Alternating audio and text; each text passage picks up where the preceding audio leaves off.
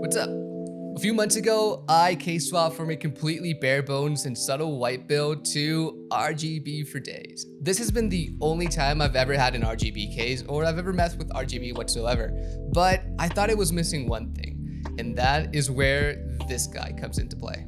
I once again chose to stay in the NZXT family for a couple reasons. Aesthetically, the fans look great with the light shining through the centerpiece, but the black components blend seamlessly with the background. Colors are super vibrant and they're controllable via the NZXT Cam software with the Hue 2 controller that already came with my case. They are a bit pricey, coming in at around $45, but if you compare them with the Lee & Lee Uni fans or the Corsair LL120s, they're about the same price. And finally, to keep everything uniform, because the case already comes with 140mm fans in the front, so I just thought I'd stick with it.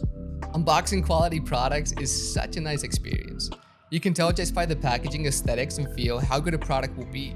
The fan is actually quite heavy, even though it's the smaller one, and once you have it in your hands and feel it, you'll know it's going to look amazing. This time, I opted to swap out the rear exhaust fan on my PC. You can probably tell it's the most noticeable one after my CPU cooler.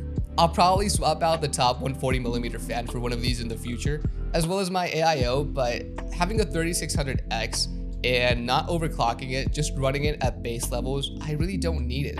It's just for aesthetics purposes and not for performance overall. But let's get back into setting this up. The first thing you want to do while working on your PC is turning it off. I highly recommend unplugging the power cable as well as turning it off just as a safety measure. I also prefer using my workbench for these types of things, but my desk is stable enough. Remove all the panels since you'll be working on both sides. Another tip I would give you is remove the graphics card. It's just for ease of access. You really don't need to, but honestly, I should have done that in the first place. First step is to figure out where your cable leads. Good cable management should always be helpful in these cases.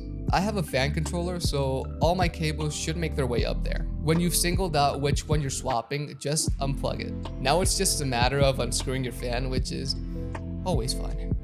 Did you notice the sarcasm? Taking a closer look into the fans. Wait, pause. I made a huge mistake the first time I plugged in my fan, so let me save you some time. Read those instructions. Those connectors are for daisy chaining each fan to each other. This means you can connect several fans to an individual RGB LED channel.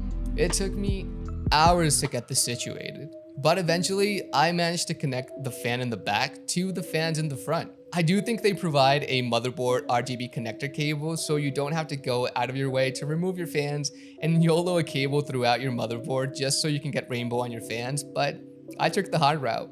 After that whole debacle, the only thing you have left is to choose whether you want your fans to be intake or exhaust. This isn't as complicated as many people make it out to be, but it will affect the airflow in your case if you get it wrong. Since this is a rear fan, I wanted to blow hot air outside the case, meaning I want to set it up as an exhaust fan. The easiest way to figure out how to place it is on the backside. There will be some sort of branding or sticker. Usually this is where the air will pass through. However, some fans do have arrows pointing out where it's going to spin and how the air is going to pass through. Now that we've got everything set up, it's time to turn on your PC and hope for the best.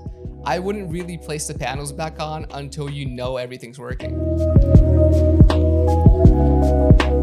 And oh boy, does it look pretty. For this specific case, fans and hub, we have the NZXT Cam software and we can control every single bit of lighting on it. You'll see you now have 3 fans instead of what used to be 2. Choose whatever lighting effect you want and you're done. I wasn't really planning on making this video, but seeing how long it took me to make out such a simple thing, I thought there might be other people who just didn't read the manual. Hopefully you're smarter than me and you will not need this how-to video. If you did watch all the way through, I really do hope I saved you some time and your fans look amazing right now.